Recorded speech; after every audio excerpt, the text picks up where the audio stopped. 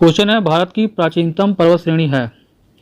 Option है ए Shivalik, B Himalaya, सी अरावली और D Vindhya. सही आंसर है जो है अरावली। अरावली श्रेणी जो है वो गुजरात से लेकर राजस्थान तक होते हुए दिल्ली तक लगभग 800 किलोमीटर की लंबाई में फैला हुआ है। यह जो है विश्व की सबसे प्राचीनतम श्रेणियों में से एक है। इसका निर्माण जो है वो प्री कैम्ब्रियन काल का है। इसकी जो सर्वोच्च चोटी है वो है गुरु शिखर। यह एक अवशिष्ट पर्वत का उदाहरण है।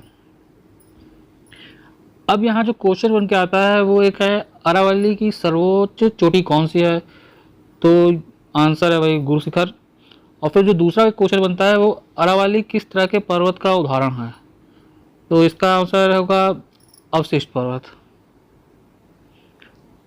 अगला क्वेश्चन, निम्न में से कौन सा सही है?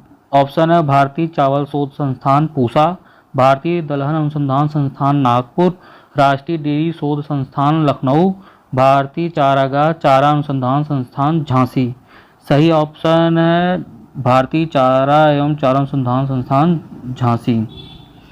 भारतीय चावल शोध संस्थान जो है वो है कटक में स्थित है। भारतीय दलहन अनुसंधान संस्थान जो है वो आपका कानपुर में स्थित है। और राष्ट्रीय डेयरी शोध संस्थान जो है ये आपका करनाल में स्थित है।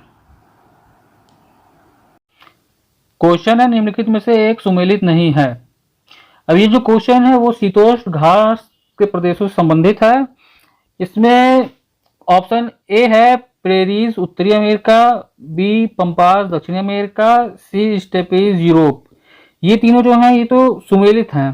जो अगला है वेल्ड, वेल्ड जो है वो ऑस्ट्रेलिया ना होकर के वो साउथ अफ्रीका होगा। और इसमें एक पांचवा जो है वो है डाउन्स। डाउन्स शीतोष्णकटिबंधीय घास के मैदान जो है वो ऑस्ट्रेलियाई प्रदेश से संबंधित है। नेक्स्ट क्वेश्चन, क्वेश्चन है ब्लैक फॉरेस्ट पर्वत स्थित है। ऑप्शन है ए फ्रांस में, बी जर्मनी में, सी यूक्रेन में, डी रूस में। सही आंसर है जर्मनी में। अब यहाँ जो नया क्वेश्चन बनता है वो है ब्लैक पर्वत। अभी जो तो था पूछा गया तो वो ब्लैक फॉरेस्ट पर्वत था और दूसरा है वो ब्लैक पर्वत है। ब्लैक पर्वत जो है वो यूएसए के नॉर्थ कैरोलिना में स्थित है और ये ग्रेट अपलेशियन पर्वत तंत्र का भाग है। नेक्स्ट क्वेश्चन, क्वेश्चन है निम्नलिखित में से कौन सी नदी भ्रंश घाटी से होकर प्रवाहित होती है? Option A Krishna, B Godavari, C Narmada, D Kaveri. सही आंसर है नर्मदा। नर्मदा नदी जो है वो मैकाल पर्वत के अमरकंटक चोटी से निकलकर अरब सागर में गिरती है। इसके उत्तर में विंध्याचल पर्वत और दक्षिण में सतपुड़ा पर्वत स्थित है। यह दोनों पर्वत के बीच स्थित भ्रंश घाटी से होकर प्रवाहित होती है।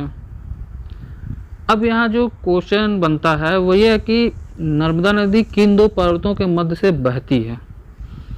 तो आंसर यही है विंध्याचल पर्वत और सतपुड़ा पर्वत। और एक और जो क्वेश्चन बार बार पूछा जाता है वो ये कि नर्मदा नदी अपने मुहाने पर किस स्थलाकृति का निर्माण करती है? तो वो है एस्चुरी। एक रट लीजिए, बहुत पूछा जाने वाला क्वेश्चन है। नेक्स्ट क्वेश्चन, क्वेश्चन में घाटियां पाई जाती हैं। ऑप्शन है ए अत्यधिक उष्णता के लिए, बी अत्यधिक ठंड के लिए, सी असमान गहराई के लिए, डी अत्यधिक लवणता के लिए। सही आंसर है अत्यधिक उष्णता के लिए। मृतक घाटी जो है वो संयुक्त राज्य अमेरिका के कैलिफोर्निया में स्थित हैं। यह सबसे गर्म और शुष्कतम घाटियां हैं। गर्मियों के दिनों में यहाँ का तापमान जो है लगभग 54 सेंटीग्रेड तक पहुँच जाता है। अब इससे जो नया क्वेश्चन बन के आता है वो ये है कि यूएसए के जो कैलिफोर्निया में स्थित मृतक घाटियाँ ये किसका उदाहरण है? तो आंसर है रिफ्ट घाटी का। मृतक घाटी जो है इसे डेथ वैली भी कहा जाता है। अगला क्वेश्चन है, क्वेश्चन है भारत के निम्न मिट्टियों में से कौन बेसाल्ट लावा के अपक्षय के कारण निर्मित हुई है? ऑप्शन ए जलोढ़ मिट्टी, बी लेटराइट मिट्टी, सी लाल मिट्टी, डी रेगुर मिट्टी। तो सही आंसर है रेगुर मिट्टी। काली मिट्टी को ही रेगुर मिट्टी कहा जाता है। ये मिट्टी जो है मुख्यतः महाराष्ट्र, मध्य प्रदेश, गुजरात और कर्नाटक में पाई जाती है। कपास की खेती के लिए उपयुक्त होने के कारण इसे कपासी मिट्टी भी कहा जाता है। अब जो यहाँ एक नया क्वेश्चन बन के आता है वो ये है कि काली मिट्टी किस नाम से जाना जाता है।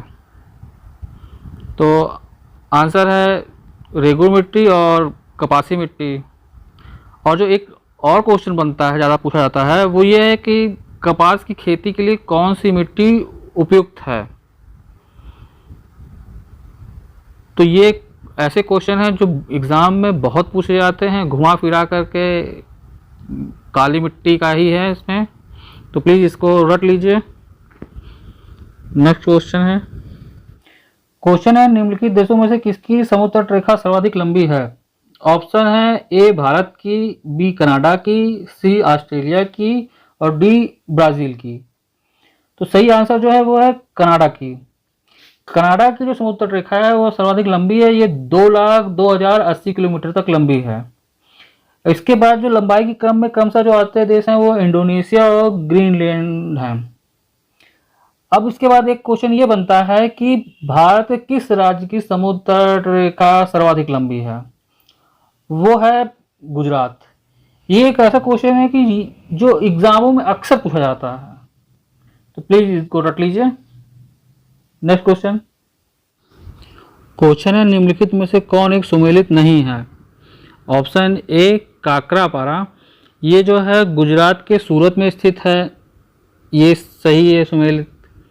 बी है कैगा, ये कर्नाटक के उत्तरी कन्नड़ जिले में स्थित है, ये सुमेलित है। डी है नरौरा, यह उत्तर प्रदेश के बुलंदशहर में स्थित है, ये भी सही है। अब ये जो है सी ऑप्शन रावत भाटा, यह तमिलनाडु नहीं, यह राजस्थान के चित्तौड़गढ़ में स्थित है, तो ये सुमेलित नहीं है। जो तमिलनाडु है वो तमिलनाडु में वहाँ कल्पक्कम और कुंडनकुलम, ये 2 परमाणु संयंत्र स्थित हैं। अगला क्वेश्चन है नीलगिरी पहाड़ियों में किस जनजाति का मूल निवास स्थान है। ऑप्शन ए है थारू, बी गारो, सी टोडा, डी भोटिया। सही आंसर जो है वो है टोडा। टोडा जनजाति जो है वह तमिलनाडु के नीलगिरी पहाड़ियों में निवास करती हैं। इनका दावा है कि ये आर्यों के वंशज हैं और इनकी भाषा जो है वो है टोडा। अब इस क्वेश्चन से जो नए क्वेश्चन बनेंगे वो हैं थारू जनजाति, गारो जनजाति और भोटिया जनजाति का मूल निवास स्थान क्या है। तो जो थारू जनजाति है वह उत्तराखंड और उत्तर प्रदेश में पाई जाती हैं। ये दीपावली को जो है शोक का पर्व के रूप में मनाती हैं।